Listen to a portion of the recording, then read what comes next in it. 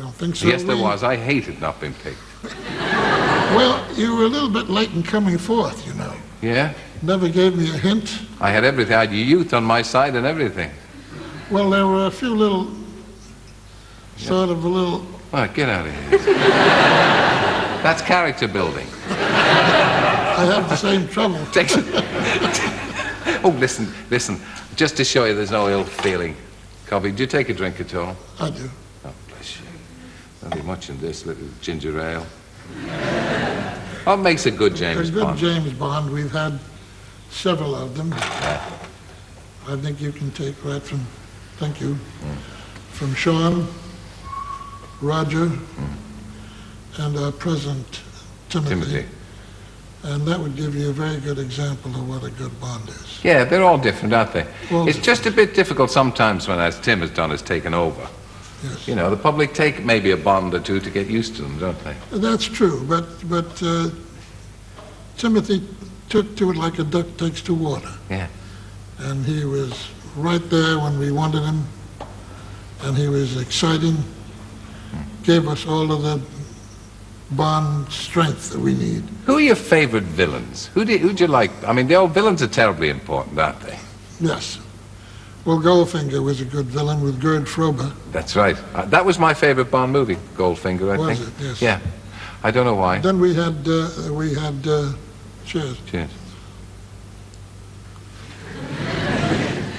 Don't mind us.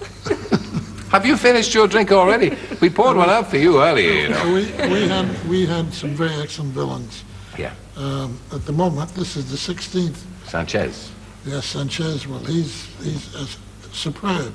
Yeah. When you see him in the film, he's a caliber of the kind of Bond that we need. All but two of the Bond movies have been made in Britain. Yes. This one isn't, or hasn't been. This wasn't made. This was made in Mexico. Why did you decide not to do? Well, not to keep us there in was a monetary dollars? problem. You know, the What's the exchange rate? Exchange rate was one of the problems. Yeah.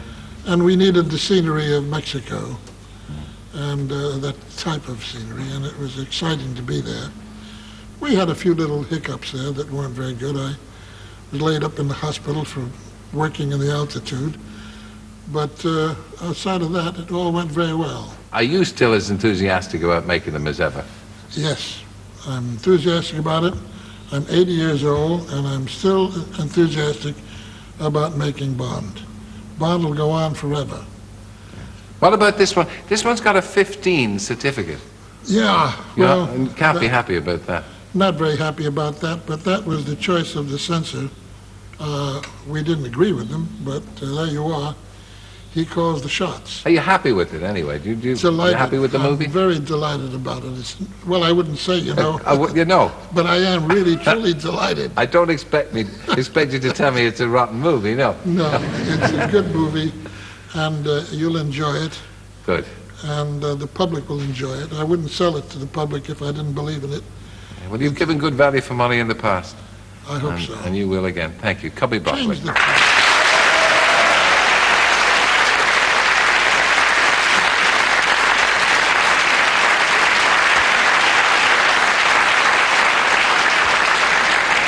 all together here like Brown's cows on the settee, and it's a good job there's only one person to come because there isn't enough room.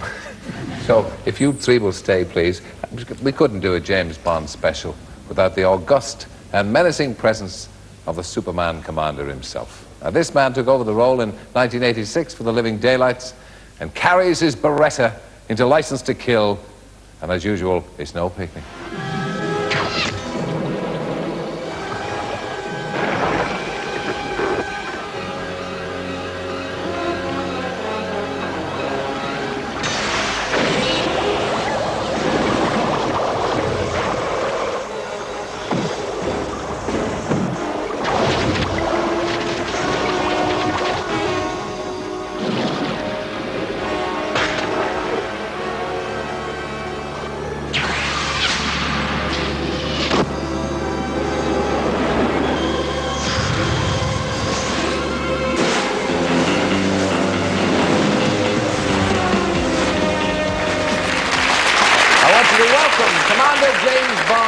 As played by that fine actor, Timothy Dalton.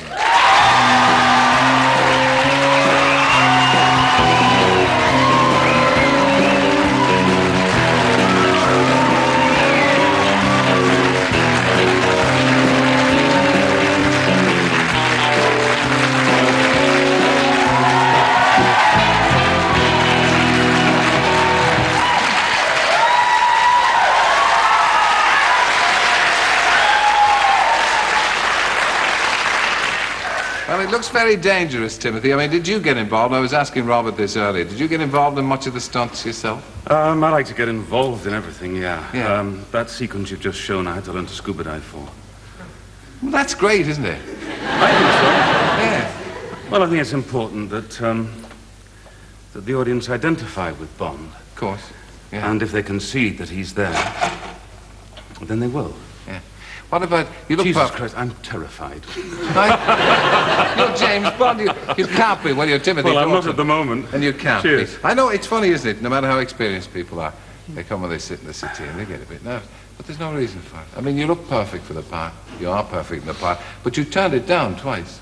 Well, I was asked if I'd be interested twice, which isn't quite the same thing as having an offer. The first time was many years ago when Sean gave up the part. And I thought he was terrific. He was splendid. I'd seen Sean Connery in my local cinema back home as a kid. I'd sneaked in. I was underage. There were 16-year-old films then. And I thought he was great. I couldn't take over. Was that Dr. No, the first one that Yeah. you were talking about? Yeah. Yeah, that's my favorite. Yeah, and that's kind of intimidating, isn't it? When you have a mental picture yourself of an actor in the role, and then you're asked to take it over. When you did decide or agree to take it over, did it affect you? Did those considerations, or did you allow them to affect you? Well, I was luckier, I think. There'd been 3 people played the part before. And Cubby and I met in the Dorchester, I think it was, one day, and I said that if I was to do it, I'd love to try and take the movies back to being action-adventure thrillers for adults that kids could enjoy, but nevertheless something like those early movies and the Ian Fleming books. And Cubby was wholeheartedly behind that. I think your favorite was From Russia with Love, wasn't it? It was, yes. Great train sequence with Robert Shaw and Sean Connery. Yes, I remember it. And so I said, yeah, but... This time Well, I I- said yes. Yes, I guess there are problems. I mean, you know going in that half the world loves Roger Moore and half the world loves Sean Connery. So, you know that whatever you do, you might end up with everybody in the world hating you. Yeah. But you've got to try and make it your own and go for what you believe in. And So that's how you decide on your own interpretation. What did you do to work out your own interpretation of the part? well, all I could do was, I mean, I couldn't copy anybody and I couldn't, you know, create a part out of the ether. I just went back to the books. The books were what started it all. They gave rise to the first films, and Ian Fleming had created that character, so I studied the books and tried to bring that Bond into the scripts that Michael Wilson and Richard Maybaum had written. Well, without being over-analytical, becoming too deep about it, how do you see Bond? What sort of a person is Bond then? Well, it's interesting.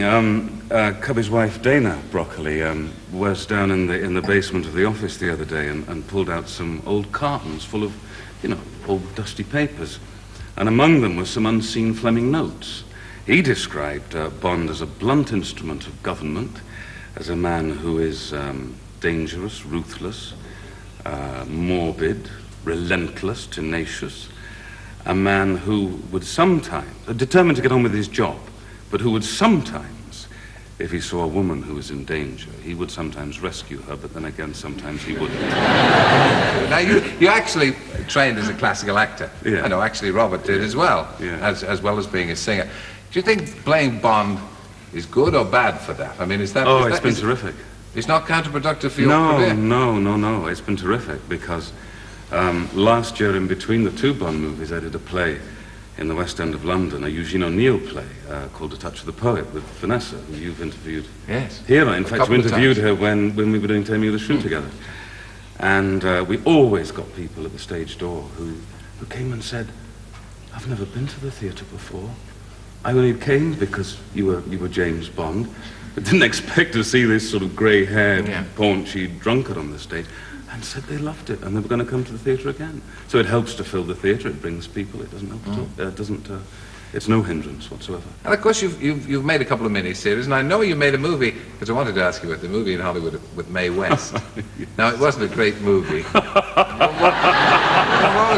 What was it like working with Mae West? It's more of a museum piece, Terry. You're going to embarrass me now. Yeah. She was wonderful. I mean, she was very old.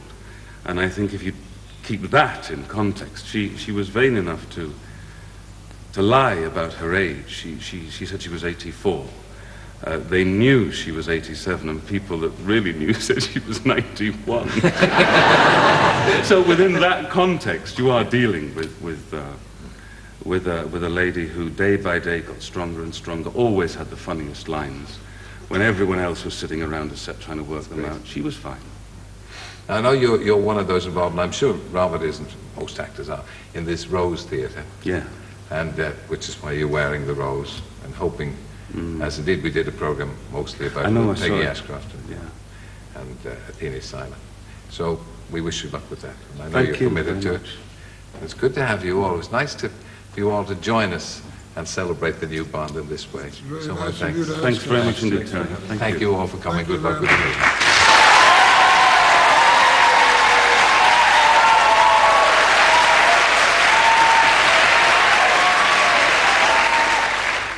And as the captains, commanders, and the kings depart, I'll do the same. License to Kill is currently on show in London, but it'll be on release countrywide in a couple of weeks. And I'll be back here, leaning nonchalantly on the bar on Friday at 7 o'clock. See you then. Only joking, Cubby. I'm still available.